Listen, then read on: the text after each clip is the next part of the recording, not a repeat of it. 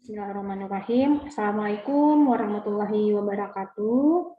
Bertemu kembali dengan saya, Ibu Elmira Siska, di pertemuan ke-9 mata kuliah analisis laporan keuangan. Pada pertemuan ini, kita akan membahas latihan-latihan soal mengenai analisis rasio keuangan. Nah, kemarin kita sudah belajar teorinya mengenai ada rasio likuiditas, rasio solvabilitas, ada rasio rentabilitas, dan rasio-rasio lainnya. Nah, di pertemuan kali ini kita akan ada latihan soalnya. Yuk kita mulai latihan soal yang pertama.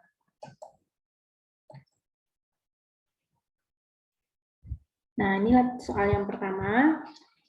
Yang kita baca ya. Yang tidak dapat menaikkan current ratio adalah A. Pinjaman hutang untuk menambah aktiva tetap. B. Menjual aktiva tetap untuk mengurangi hutang lancar. C. Menjual saham biasa untuk mengurangi hutang lancar. D. Pinjaman hutang jangka panjang untuk menambah persediaan. Dan E. Menjual aktiva tetap untuk mengurangi kas. Nah, kita lihat jawabannya. Di sini yang ditanyakan adalah current ratio. Kalau kita lihat rumusnya, current ratio itu adalah yang pertama aktiva lancar dibagi hutang lancar. Berarti aktiva dibagi total hutang lancar. Lalu asset test ratio juga merupakan bagian dari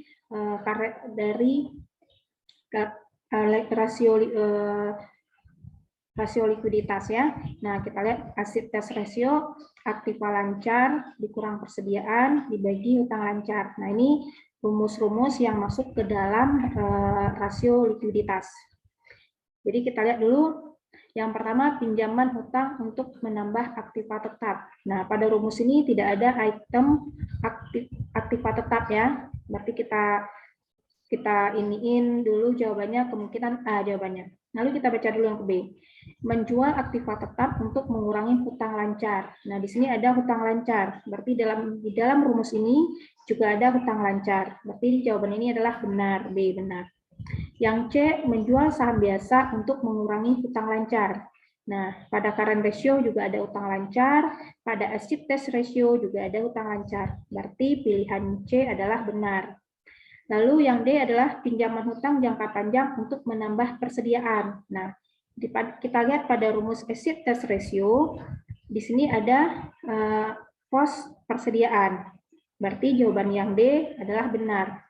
Lalu yang E ini adalah menjual aktiva tetap untuk mengurangi kas. Nah, kas ini adalah bagian dari aktiva lancar ya.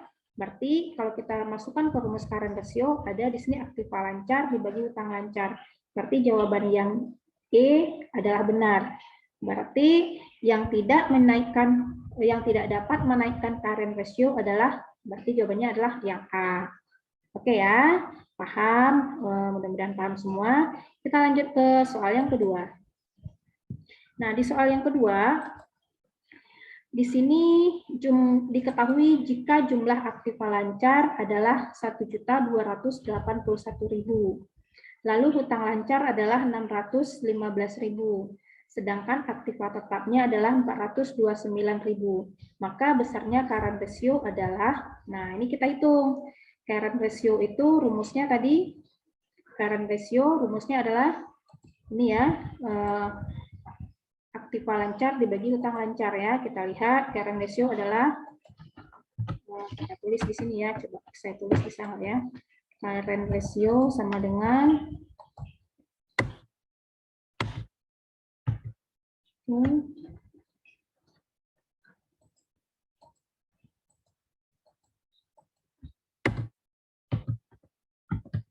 current ratio sama dengan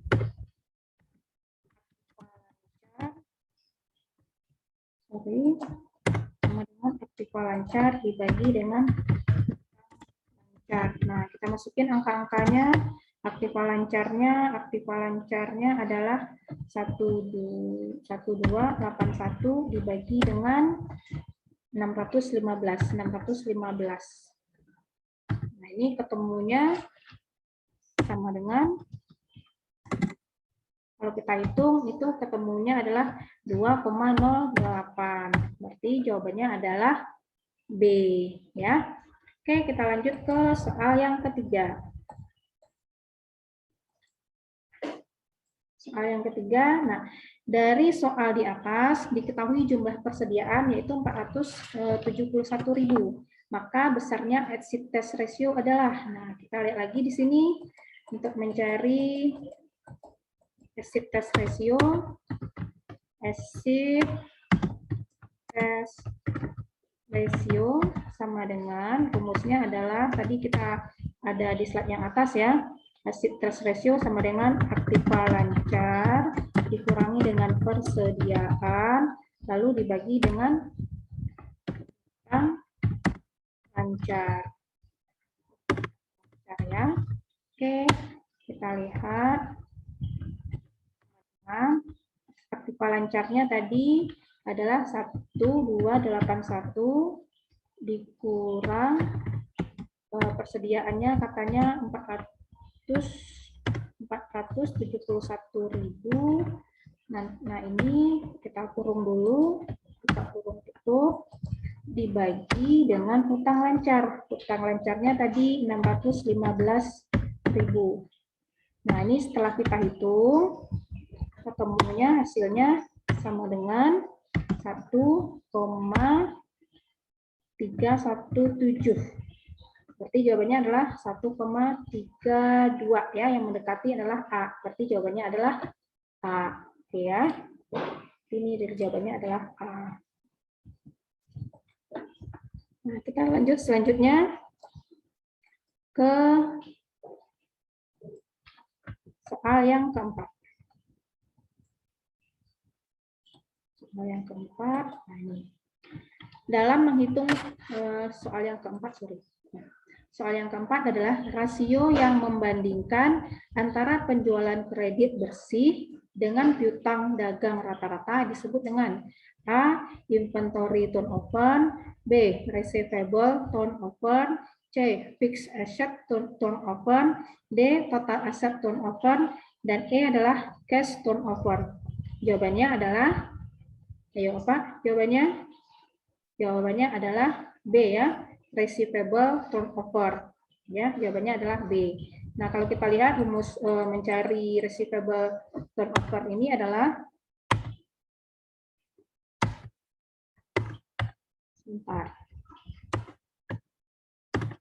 mencari receivable turnover. Di sini saya tulis RTO ya.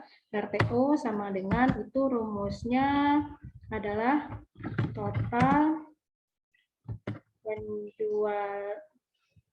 penjualan kredit dibagi dengan rata-rata piutang. Rata-rata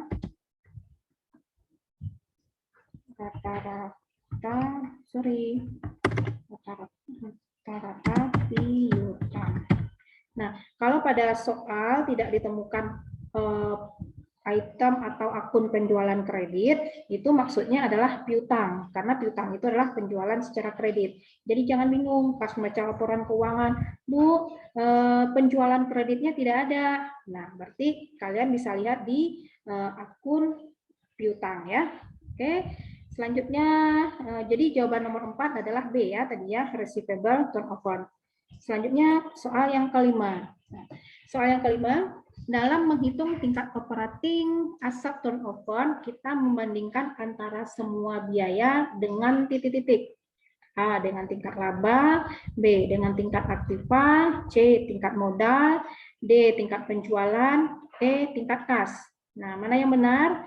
Lalu kita lihat lagi rumus untuk mencari operating asset turnover adalah rumusnya ya sama dengan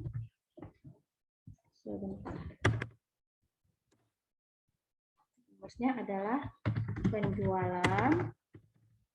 penjualan dibagi dengan operating asset. Nah, ini rumusnya untuk mencari operating asset turnover.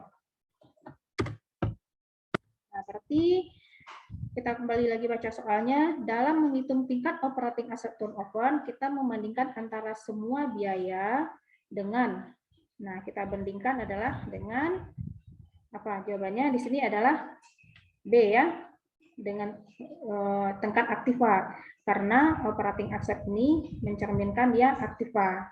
Jadi jawabannya adalah B. Oke.